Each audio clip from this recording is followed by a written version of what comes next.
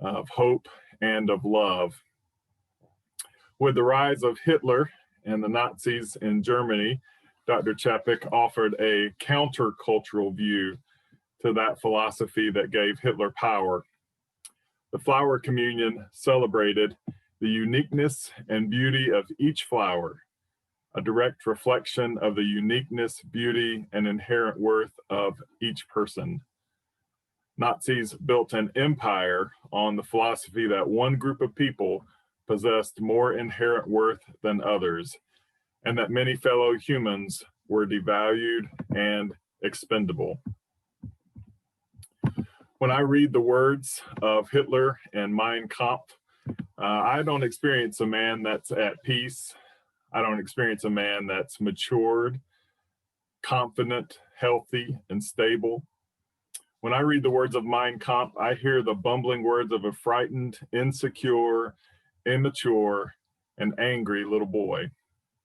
I hear a troubled soul that had festered into a diseased mindset. I want to provide a kind of a contrast between two voices, read a little bit of Mein Kampf to you, and I want you to hear the contrast to another voice that I want to share. First of all, from Hitler's words. The adulteration of the blood and racial deterioration conditioned thereby are the only causes that account for the decline of ancient civilizations. For it is never by war that nations are ruined, but by the loss of their powers of resistance, which are exclusively a characteristic of pure racial blood. In this world, everything that is not of sound racial stock is like chaff. Every historical event in the world is nothing more nor less than a manifestation of the instinct of racial self-preservation. Hopefully you can hear the words, the anger, the insecurity, the fear, that is all wrapped up in the words of Mein Kampf, and in my opinion, are laced throughout the entire document. I want to compare those words and those feelings and those emotions to the poetry of a Catholic priest who preceded Hitler by a few decades.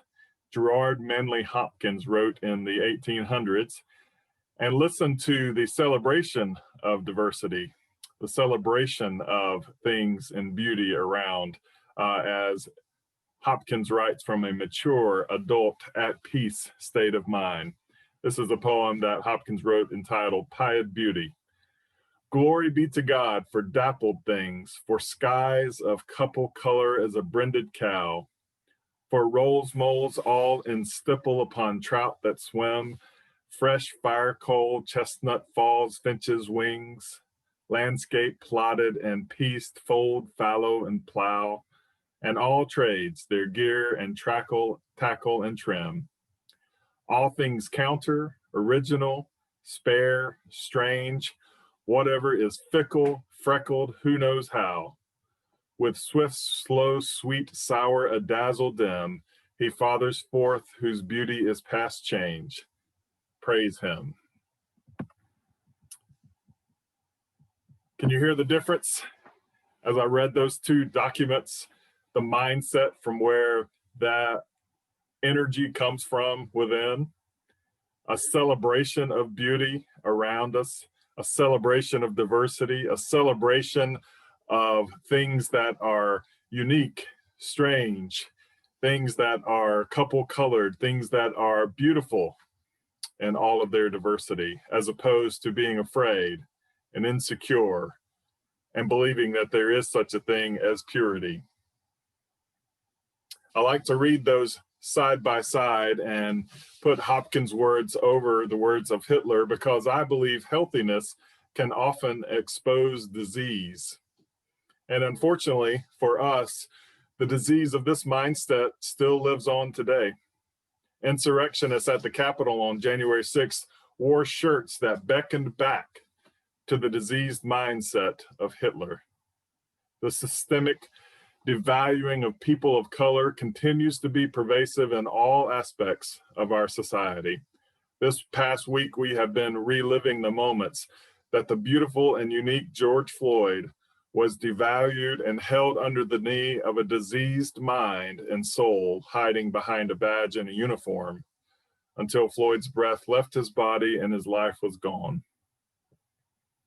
Recent events in Atlanta have shined the nation's moral spotlight on the diseased mindset that devalues people of Asian descent and see their lives as expendable. Almost 3,800 documented, and those are documented, anti-Asian race incidents in the past year, almost doubled from the year before. We have shootings in schools, nightclubs, theaters, churches, concerts, and grocery stores that are all a direct result of a diseased mindset that believes that fellow humans, people, that their lives are expendable. Enter in the healthy, celebrated, beautiful teachings of Dr. Chapek.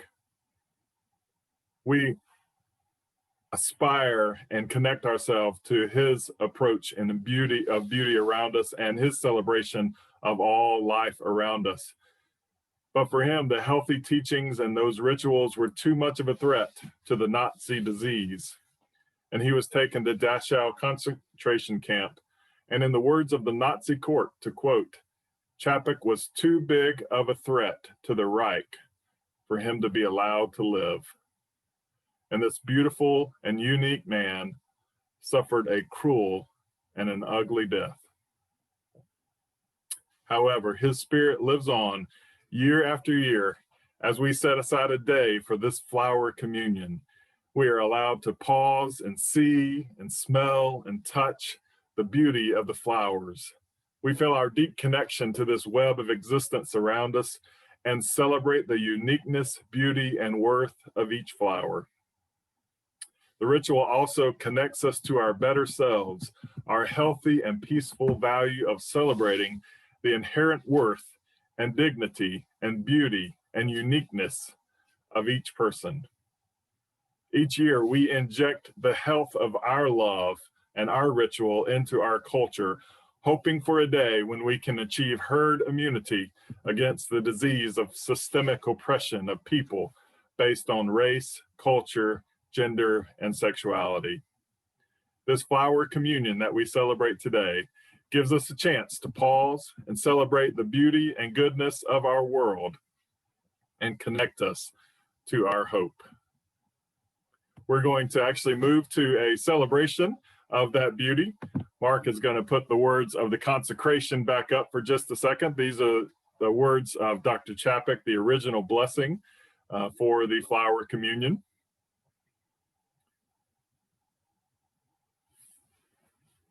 Dr. Chapek wrote, Infinite Spirit of life, we ask thy blessing on these, thy messengers of fellowship and love. May they remind us amid diversities of knowledge and of gifts to be one in desire and affection and devotion to thy holy will. May they also remind us of the value of comradeship, of doing and sharing alike. May we cherish friendship as one of thy most precious gifts. May we not let awareness of another's talents discourage us or sully our relationship, but may we realize that whatever we can do, great or small, the efforts of all of us are needed to do thy work in this field. Thank you, Mark. And if you will take the screen down for just a second, Phil is going to share a video, which is a video of you providing the flower communion as you would in the sanctuary, bringing your flowers. We are doing that virtually on video, and we thank Anna and Joseph for providing the music. So enjoy our virtual flower communion.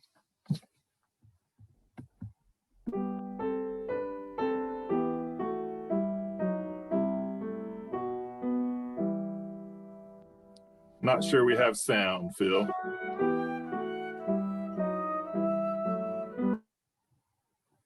We're going to take one more shot at that. I was successfully hearing sound, so some others may have been as well.